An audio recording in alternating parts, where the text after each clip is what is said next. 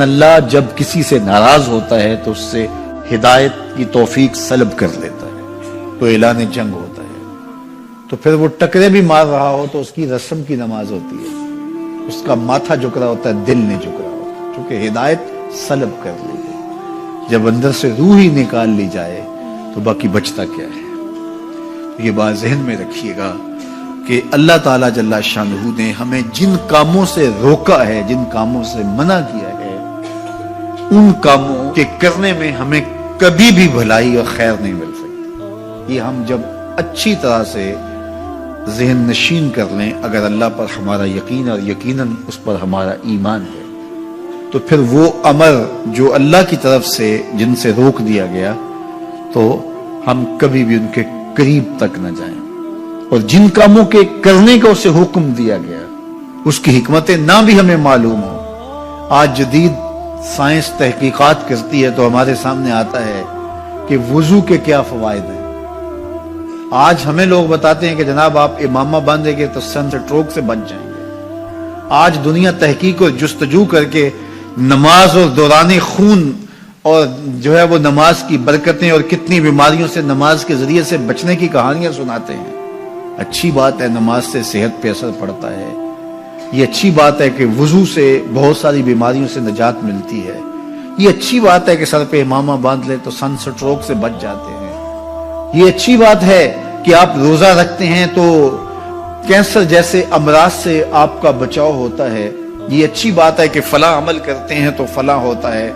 لیکن صاحب ہم سن سٹروک سے بچنے کے لیے امامہ نہیں باندھتے، ہم محمد عربی کی ادا کے لیے باندھتے ہیں۔ دورانی خون کے لیے نماز نہیں پڑھتے، ہم رب کے حضور سجدہ ریزی کے لیے اس کے حضور اپنی نیاز مندیوں کا سر جھکاتے ہیں۔ تو حکمتیں بھی ہیں، وہ برکتیں ذیل میں آتی ہیں۔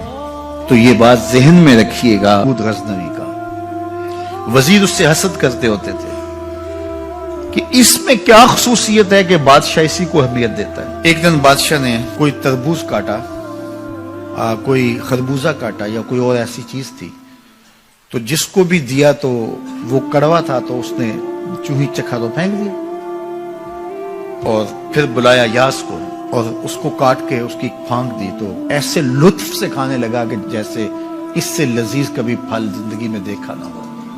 تو سارے اندر ہنس رہے تھے، ایک دوسرے کو آنکھوں سے اشارہ کر رہے تھے، یہ دیکھو بے وقوف۔ تو بادشاہ رک گیا اور کہا کہ ایاز یہ جو فروٹ تم نے کھایا ہے یہ میٹھا تھا یا کڑوا؟ کہا بادشاہ سلامت کڑوا۔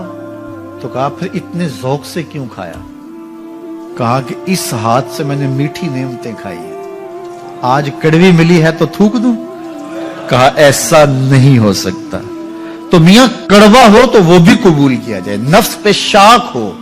کڑوی وہ چیز ہوتی ہے جو نفس پہ شاک ہوتی ہے، نفس کرنا نہیں چاہتا، لیکن اس کے باوجود تمہارا دل کہے نہیں یہ مالک کی طرف سے ہے۔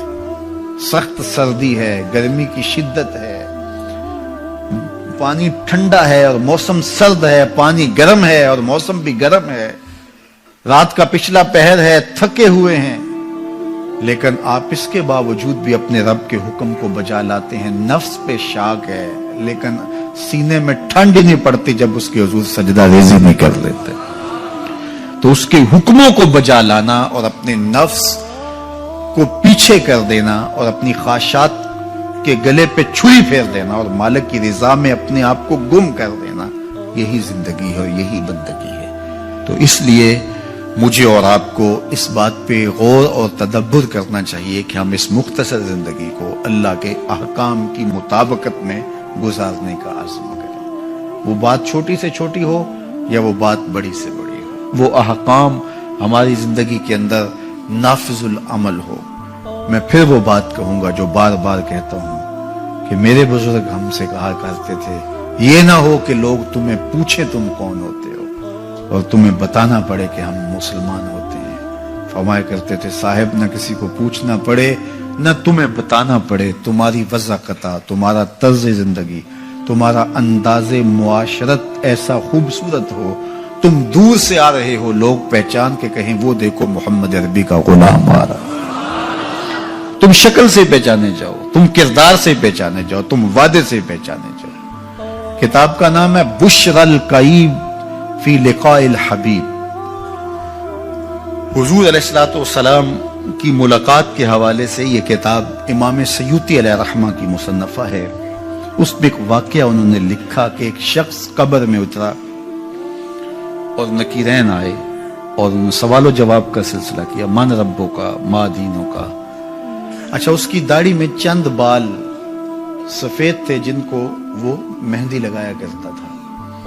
تو جب منکر نے کہا کہ من ربوں کا، تو نکیر نے اس کا ہاتھ پکڑ کے پیچھے کھینچتے ہوئے کہا اس سے سوال پوچھ رہا ہے، تو دیکھ نہیں رہا اس کی داڑھی میں اسلام کا نور چمک رہا ہے؟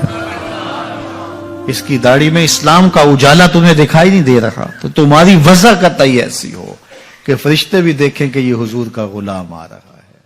اللہ کے ذکر سے رخ پھیر لے، اللہ کی یاد سے رخ پھیر لے، اللہ کے دین سے اعراض کرے، تو پھر خدا شناسی، قناعت، توکل اور اعمال خیر تو اس سے چھن ہی جائیں گے. اس کو خود فراموشی کے عذاب میں مبتلا کیا جاتا ہے. اور قرآن مجید نے ایک دوسرے مقام پہ ارشاد فرمایا، وَلَا تَكُونُوا كَالَّذِينَ نَسُوا اللَّهَ فَأَنسَاهُمْ أَنفُسَهُمْ. ان لوگوں کی طرح نہ ہو جانا جنہوں نے رب کو بھلا دیا. وہ بھول گئے، اپنے رب کو بھول گئے. غفلت ایسی طاری ہوئی، سویر سے لے کر شام تک اور شام سے سویر تک دنیا دنیا اور دنیا ہی مقصد حیات بن گیا. دنیا میں آئے کس لیے تھے، مقصد کیا تھا، بھول گئے. میلہ دیکھنے کے لیے آئے تھے، گھر کا راستہ بھول گئے. اللہ اکبر. تو فرمایا تم ان لوگوں کی طرح نہ ہو جانا. پھر اللہ نے انہیں سزا کیا دی. رزق کے دروازے بند کر دیے؟ نہیں. ان کی سانسیں چھین لی؟ نہیں. سورج کو حکم دے دیا اس کے آنگن میں روشنی نہ بھیجنا؟ نہیں. چاند کو چاندنی بکھیرنے سے روک دیا؟ نہیں. آب و ہوا روک دی گئی؟ نہیں. انہیں کیا سزا ملی جنہوں نے رب کو بھلا دیا؟ فرمایا فَأَنسَاهُمْ أَنفُسَهُمْ. اللہ نے انہیں ان کی ذاتوں سے انہیں بے خبر کر دیا. جو خدا فراموش ہوئے وہ خود فراموش ہو گئے. انہیں اپنے آپ سے ہی آگاہی نہ رہی. اور مجھے بتاؤ، جسے یہ بھی نہ پتا ہو کہ میں کون ہوں، اپنی شناخت جو بھول جائے، اس کے پلے ہوتا کیا ہے؟ اقبال نے کہا تھا نا، اپنے من میں ڈوب کر پاجا سراغ زندگی. تو میرا نہیں بنتا تو نہ بن، اپنا تو بن. مجھے بتائیے، 6 فٹ کا جوان ہو، قدے راہ نہ رکھتا ہو، اس کی آنکھیں عقابی ہوں، ماتھا کشادہ ہو، رنگ چمک رہا ہو، ہونٹ گلابی ہوں، لیکن اس کی قمیص کے پیچھے گھر کا ایڈریس لکھا ہو کہ کسی کو ملے تو اس ایڈریس پہ پہنچا دے، تو آپ اس کا چہرہ دیکھ کے کہتے ہیں واہ کیا جوان رانا ہے، کیا اس کے ہونٹ گلابی ہیں، کیا نرگسی آنکھیں ہیں، کیا خوبصورت چہرہ ہے، کیا شمشاد قد ہے. لیکن اچانک نظر پڑی تو اس کے گھر کا ایڈریس اس کی قمیص کے پیچھے لکھا تھا. آپ نے کہا میں نے دور سے دیکھا، اس کا تو توازن عقلی ہی ٹھیک نہیں، یہ تو بیچارہ جو ہے وہ پاگل ہے. تو قد کاٹ ہونے کے باوجود گھر کا ایڈریس پیچھے لکھ دیا گیا.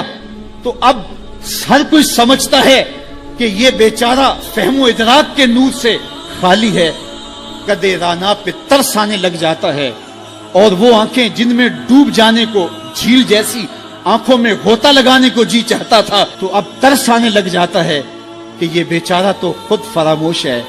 اللہ فرماتا ہے جس نے رب کو بھلا دیا، تم یہ نہ دیکھو اس کے بنگلے کتنے ہیں، یہ نہ دیکھو اس کے پاس کوٹھیاں کتنی ہیں، یہ نہ دیکھو اس کی چمکتی ہوئی کتنی لمبی گاڑی ہے، یہ نہ دیکھو کہ عالی نسب ٹاؤن کے اندر اس کا گھر ہے، یہ نہ دیکھو اس کا بینک بیلنس کتنا ہے، ہاں یہ بھی نہ دیکھو اس کے پاس وزارت کا قلم دان ہے، یہ بھی نہ دیکھو کہ یہ وزارت عظمیٰ کی کرسی پہ بیٹھا ہوا ہے، یہ بھی نہ دیکھو کہ اقتدار کی مستد پہ جھولتا ہے، یہ بھی نہ دیکھا ہو کہ یہ ڈائس پہ کھڑے ہو کے نعرے لگاتا ہے، لوگ آگے سے جواب دے کے واہ واہ کے ڈونگرے برساتے ہیں. کہا اس کی قمیض کے پیچھے لکھا ہوا ایڈریس پڑھ لو، فَأَنسَاهُمْ أَنفُسَهُمْ.